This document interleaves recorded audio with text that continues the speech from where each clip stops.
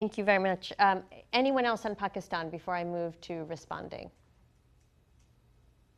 Okay, very good. So maybe Matthew, I'll take your last question first, and then I'll move to Pakistan. So with respect to the Indian executive director who had been at the fund, all I can say on this is that the appointment of executive directors is a matter for the member country. It's not a matter for the fund, and it's completely up to the country authorities to determine who represents them at the fund.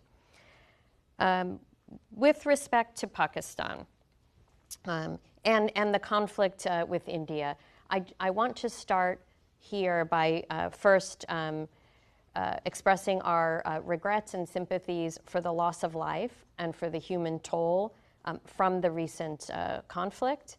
We do hope for a peaceful resolution of the conflict. Now, turning to some of the specific questions about the board approval of Pakistan's program, I'm going to step back a minute and provide a little bit of the kind of chronology and time frame. So the IMF Executive Board approved Pakistan's EFF program in September of 2024, and the first review at that time was planned for the first quarter of 2025. And consistent with that timeline, on March 25th of 2025, the IMF staff and the Pakistani authorities reached a staff-level agreement on the first review for the EFF. That agreement, that staff-level agreement, was then presented to our executive board, and our executive board completed the review on May 9th.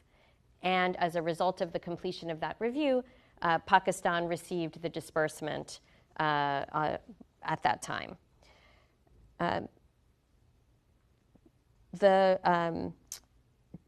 What I want to emphasize here is that it is part of a standard procedure under programs that our executive board conducts periodic reviews of lending programs to assess their progress. And they particularly look at whether the program is on track, whether the conditions under the program have been met, and whether any policy changes are needed to bring the program back on track. And in the case of Pakistan, our board found that Pakistan had indeed met all of the targets. It had made progress on some of the reforms. And for that reason, the board went ahead and approved the program. With respect to the voting or the decision-making at our board, we do not disclose that publicly. In general, board decisions are taken by consensus. And in this case, there was a sufficient consensus at the board to allow us to move forward, or for the board to decide to move forward and complete Pakistan's review. And Matthew, with respect to your question on safeguards, I do want to make 3 points here. The first is that IMF financing is provided to members for the purpose of resolving balance of payments problems.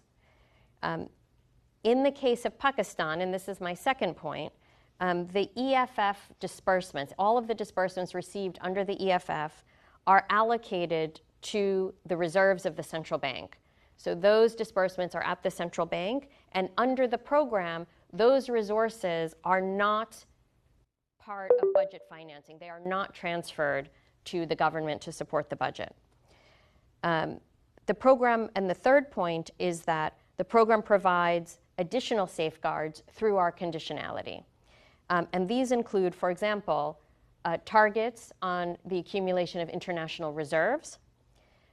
It includes a zero target, meaning no lending from the central bank to the government.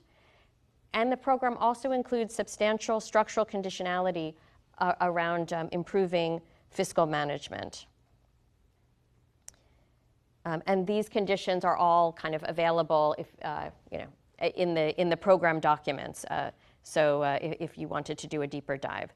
And of course, any deviation from the established program conditions would, of course, impact future reviews under the Pakistan program.